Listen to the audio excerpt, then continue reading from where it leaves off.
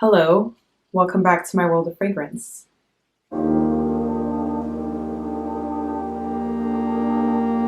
Halloween was my favorite holiday growing up.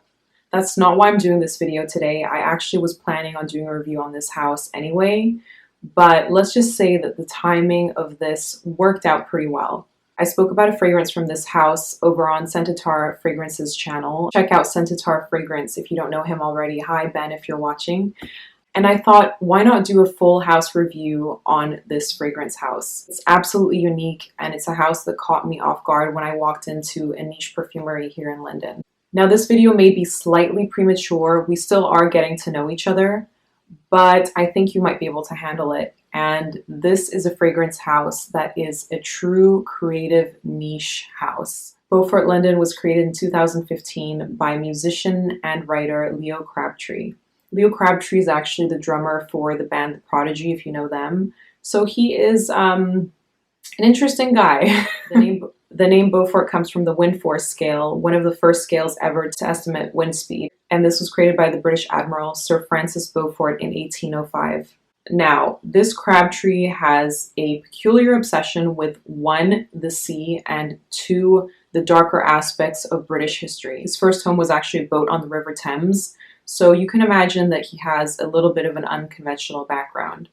So basically through these fragrances, Crabtree is trying to draw together two elements. One, the dark history or stories from Britain's dark past, and two, our modern image of ourselves. All of these are EDPs. They come in 100 milliliter bottles and they are beastly. They last, they have a bomb of a sillage.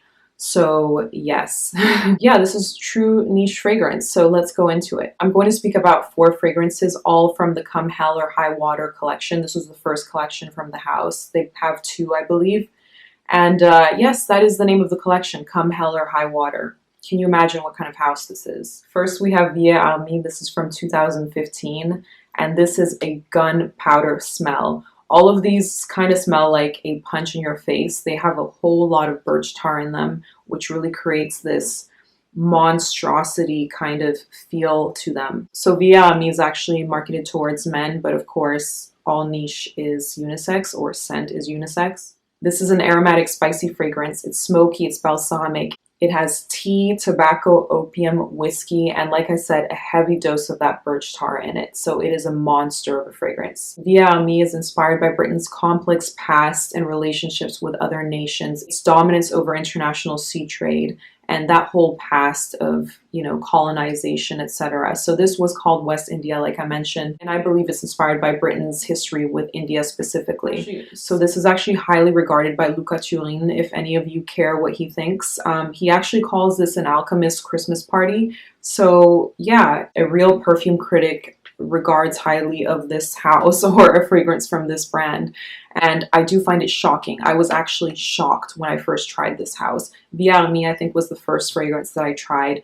And yeah, it felt like a total punch in the face. This is like nothing I've ever smelled before. This is gunpowder. This brings you back to the battlefields, how British soldiers trampled on Indian soil. It does have a heavy feel of that militant vibe. And for me, I smell, I feel, I sense the gunpowder. To me, this is gunpowder in its purest form mixed with like gunpowder potatoes or a gunpowder dish that you would get at an Indian street food restaurant. It's very, very spicy. It's like the bottom of a black trench coat worn by a militant leader. I don't find the opium to be prominent. There is an opium note in this, but I mainly smell the tobacco and the tea with a birch tar, which makes this borderline filthy in terms of smoke experience. It would take one heck of a personality to pull this fragrance off, but if you are really into the experience of fragrances, then you need to try Armis.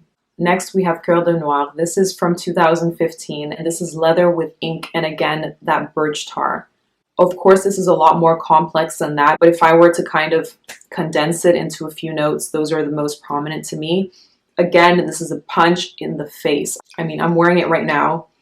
I've sprayed it once on my wrist, and literally this whole room smells of Coeur de Noir. So the story behind this fragrance is Crabtree's relationship with the sea and art. He takes inspiration from his grandfather's drawings of luxury yachts, nautical fiction from his father, and his own tattoos. So being a rock musician, you can imagine he has lots. Top notes of Coeur de Noir are rum, ginger, and ink. Middle notes are paper, leather, and vanilla. Base notes are cedar, tobacco, and birch tar. This, I think maybe, I would say it's maybe one of the more wearable, but this is fragrance for vampires, people. This is deep, dark stuff. If Count Dracula wore a fragrance, he would probably wear Beaufort London.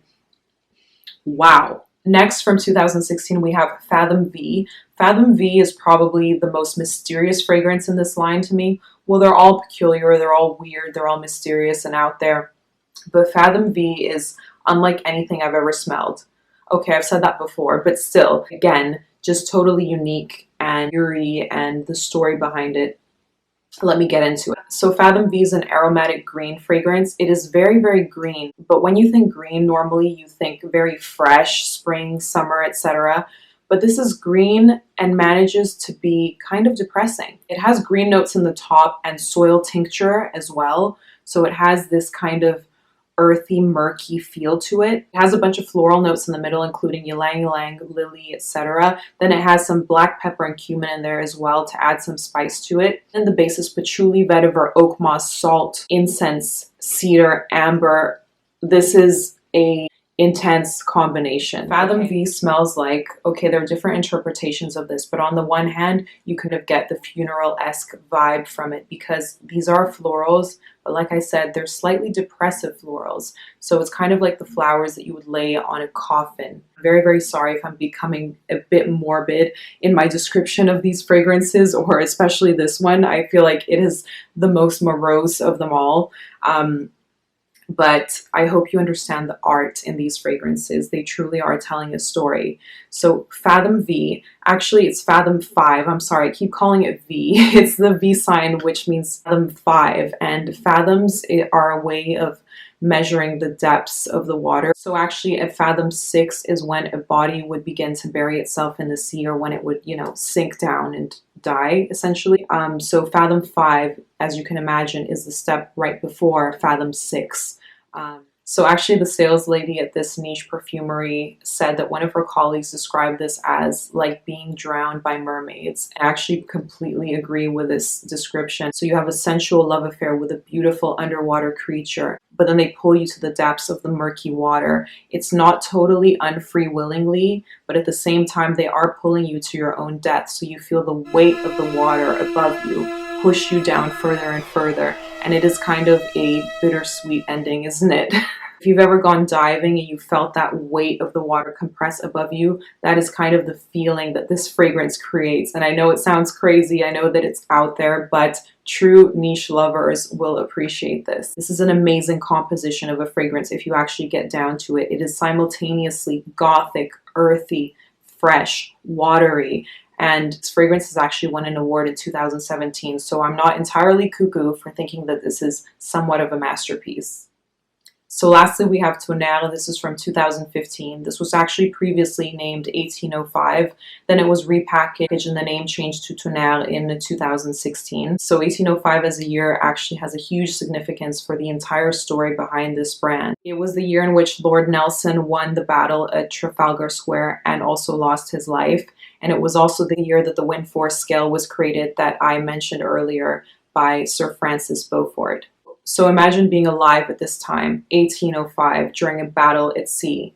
The clouds become dark and dense as cannons are continuously being fired from ship to ship. As one ship takes over another, men are jumping on board, swords are being thrown in the air, blood is being shed. This composition consists of smoke, gunpowder, a blood accord, brandy, and seawater on a balsamic base. I definitely sense the scarlet red from the blood accord. It's an accord, don't worry, there's no real blood in this. But that scarlet sweet stickiness from the blood and that smokiness is definitely there, again with that strong base of that birch tar. This is another punch in the face fragrance, and you need to experience this. So I hope this review didn't scare you too much. I will be back next time with a lighter theme, I promise. You either love or hate this fragrance house. For me, I would say it's a love, or it's an infatuation. I really am drawn by this type of extremeness, you know, like it's just refreshing to try something different. Thank you so much for watching this video. I hope you enjoyed this different type of scenario. And yeah, let me know your thoughts, and I look forward to seeing you in the next video.